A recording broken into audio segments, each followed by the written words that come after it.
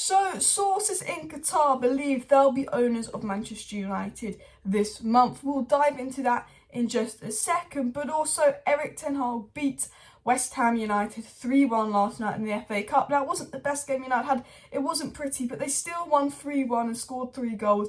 And it's like this team cannot stop winning under Erik Ten Hag. And with the FA Cup, with Tottenham going out, with Chelsea out, with Arsenal out, and with Liverpool out, it's a very actually another cup competition United could win. Manchester City are the only team left in that could cause United real trouble. I think that Fulham would be a difficult game, who they have next. I think Brighton could be a difficult game, but this could be another trophy for Ten Hag. And they're the only team who've been in all 4 cup competitions to the end. And considering the lack of squad depth, which we'll talk about in 5 things we learned from the game, they're doing very well. So today's video is going to be 5 things we learned from Manchester United 3, West Ham 1 in the FA Cup from the game, because there was some positives, there was some negatives. I don't think United were brilliant in that game. But before we get into that, we're going to get into takeover news. We're going to talk about Qatar, what's going on with Qatar, because obviously it's been a bit quiet on the takeover front, and that's because the Glazers told the Rain Group to tell all the bidders to be quiet, so that's why a lot less news has come out. That's why it's gone quiet. Obviously, I think the Glazers are now debating if they want the full sale or partial state because Ten Hag is doing well. I think the Glazers are annoyed that Qatar offered them 4.5 billion when they want 6 billion, and they know Qatar can pay 6 billion, so they might be playing it out longer as a negotiation tactic. But the Man United sale was meant to be done by the end of March. Apparently, the Glazers are willing to wait to the summer on this decision, which might be them waiting to see how Ten Hag does this season, which will be annoying because if we play well, does that mean they're going to stay? If Ten Hag does shit, does that mean they're going to go? But there's a lot of sources in Qatar saying, you know what, the Glazers won't stay. We'll be here. Qatar will be here.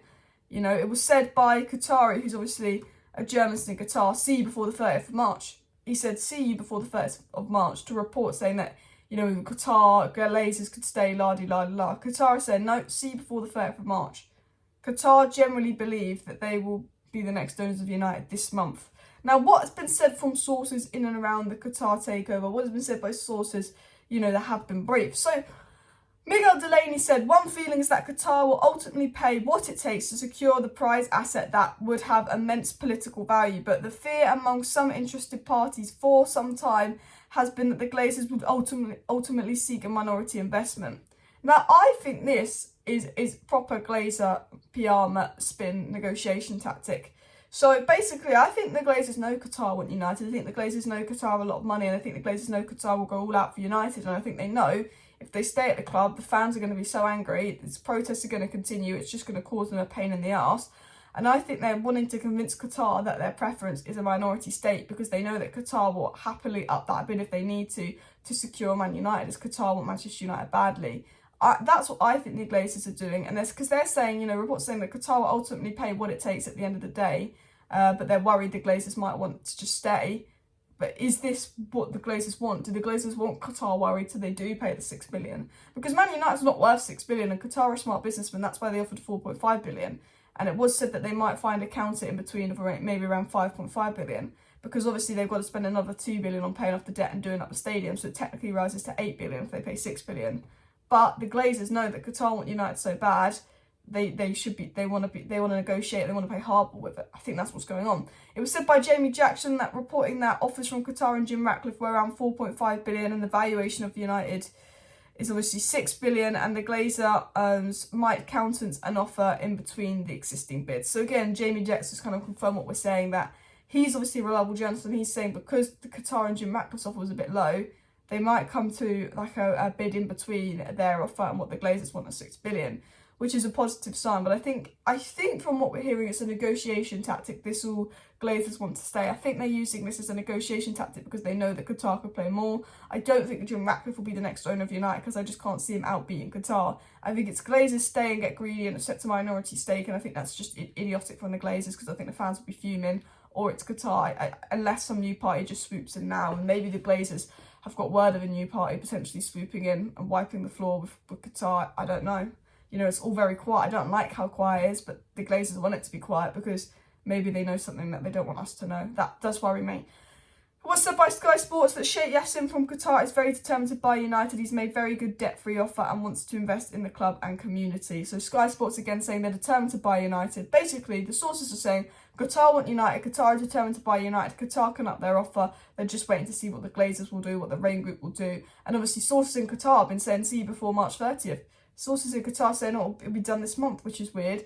I don't know if they know anything, these sources in Qatar, but you know, they are in Qatar, they are close to the Qatar royal family, and apparently there seems to be some confidence there in the royal family, but obviously they can't put much out. Now, moving on to the second part of this video, which is 5 things we learned from that West Ham win. Manchester United 3, West Ham 1. And the first thing we learned is that Manchester United need better depth. I think, you know, we saw the reserve team play, and the reserve team, you know, West Ham were the better team in the first half. West Ham were the better team for the first 65, 70 minutes. When, you know, that reserve team wasn't great. I think, you know, McTominay came off, Casemiro came on, we got better. As soon as Leach, Casemiro and Rashford come on, we're a lot better of a team. And it's so obvious that Leach, Casemiro and Rashford are our 3 most important players alongside with Bruno. But I think Bruno was off it today. I think he was knackered. The goals seem to just come through Rashford. When we don't have Rashford, we don't know where the goals are coming from. Casemiro makes such a difference to the midfield, and Sandro makes such a difference to defence. They are like the 3 most important players. We start playing football when they come on. And I think this shows that United, you know, they're in all 3 cup competitions. I'm worried they're going to drop off. I'm worried there's going to get injuries, and I'm worried that could cost us in our top 4 challenge potentially. But United don't seem like losing at the moment. We generally keep winning, even when we're not playing brilliantly. We don't look like losing. But the lack of depth at United worries me. And I think in the summer, hopefully Qatari owners come in, so there's more investment, because I don't see the glazers spending much. Is that, you know, the United do go and buy a few players. They do go and get 2 midfielders, in my opinion. I think Donny will go. I think McTominay will go. I think then you go maybe make Sabitzer permanent to replace Donny. You get someone like Moises Caicedo to replace McTominay, and then you get that box-to-box player. Ten Hag wants like a Frankie de Jong to play next to Casemiro, in my opinion. I think United need that. I think United need strikers. I think United need a lot more, because Wout Weghorst had to play again today and couldn't get rested because Martial was Mr. Unreliable. Now, talking about Weghorst, number 2, the second thing we learned is that Wout Weghorst should be a second striker. And Ten Hag said this on Weghorst after the game. I think he was one of the best players on the pitch. And I thought Wout Weghorst was one of the best players on the pitch. Yes, he's not a natural goal scorer. Yes, he's not the striker that's going to take United to titles. But as a second option as striker, because he's reliable, unlike Martial, he's someone that can come on, he offers something different, he holds up the ball, who is involved in all 3 goals, 5 key passes, he keeps the ball, he plays the ball, he's a team player, Weghorst, and I think the players see that. He's an absolute team player, almost played Rashford through and got an assist, did create a big chance, obviously did get an assist, obviously almost really close, got a goal, was involved in all 3 goals some way or not. Weghorst has been really impressive the last 2 games, this game and the Newcastle game, and just holding up the ball, playing the ball, knowing when to pass at the right time, just his all-round kind of intellectual play. And I think it's a second striker, so we'd have a number 1 in Oshtenhem, and then maybe Weghorst comes on every now and then if we've got some problems, just to, you know, fill in the odd few games. I think I would go without Weghorst. I've been, you know, I was a bit critical of him. I didn't think he'd be this good of a signing, and I don't think he's a brilliant player. I don't think he's the player to take United forward. But because we can't go and sign 2 top strikers, and because I just don't trust Martial to be available, and Rashford could always play a striker if worse comes to worse, when we sign a big striker, put Weghorst on a 2-year contract, just so then, you know, we've got him there on the bench. He won't be a regular starter, but I think he does something. He's got something to offer. The third thing we learned is Ten Hag is a top manager, baby. Ten Hag can't stop winning. Ten Hag is a winner. Look at this stat. In the first 41 games at their current club, Ten Hag has 30 wins. In Pep's first 41 games, they had 26 wins. Arteta had 26 wins. Conte had 24 wins. Eddie Howe had 20 wins. And Jurgen Klopp had 18 wins. Ten Hag averaging the highest points per game after 40 games as manager of United. And considering he took over the worst United side in Premier League history, that is a fucking good statistic. Ten Hag is the guy. Ten Hag's a top manager. And Ten Hag's a top in-game manager, because Ten Hag's substitutions, again, they win us the game. Fred scores the goal. We took Anthony off and not Garnacho. Ten Hag in-game decision-making seems to be absolutely spot on. And the fourth thing we learned, as Garnacho is a top player, and I trust Ten Hag to guide him. This time last year, Garnacho was playing youth football in the Youth Cup. Like, that's what he was doing this time last year. In the summer, it was said he had a bad summer. Rob Dawson said Rashford became quite close to Malacia, helping Malacia adjust. Martinez has done the same with Garnacho when he broke in as he was on tour, and understood that Garnacho had a tough time on tour and fell foul of a few rules Ten Hag had set.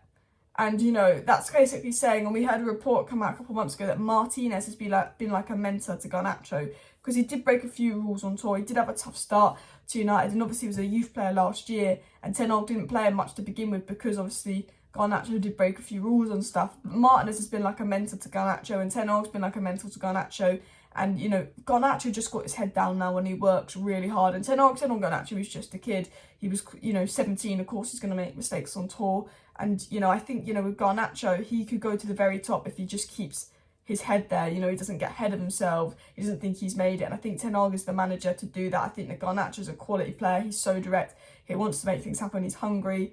And, you know, people who criticise him, he was playing in the freaking youth academy a year ago. Didn't think he'd be playing this much for United. He didn't think he'd be scoring goals for United this time next year. And I thought he was brilliant, and I think he's a brilliant finisher. And I think there's a top player in Garnacho. And I think Martinez, Ten Hag, I think he's at a Man United environment where he's got the ability and he's got people to guide him. In the past, I think it was easy for youth players to get distracted and get ahead of themselves with stupid money. But I think when you've got Ten Hag, when you've got Martinez, when you've got Casemiro's your influence, I think that he'll keep his head down and keep his head cool. And I think that's what he's done. And I think that's a big thing with youth players, keeping their head down. But I think we have an environment now at United where youth players do keep their head down. The fifth and final thing we learned is second half Fred is just another level. What is it about Fred in second halves? Fred has more goals since the World Cup than Chelsea. Fred has like 10 goal contributions since the World Cup as well. Fred in second halves has been insane. And what we've learned is that McTominay was the problem, not Fred. Because Fred without McTominay is a good player. Yes, with Fred you still get 2 out of 10 for Fred from time to time. But when you stick Fred next to a proper DM, he's class. Remember how we always talking about unlock Pogba, unlock Pogba? Casemiro's coming and he's unlocked bloody Fred.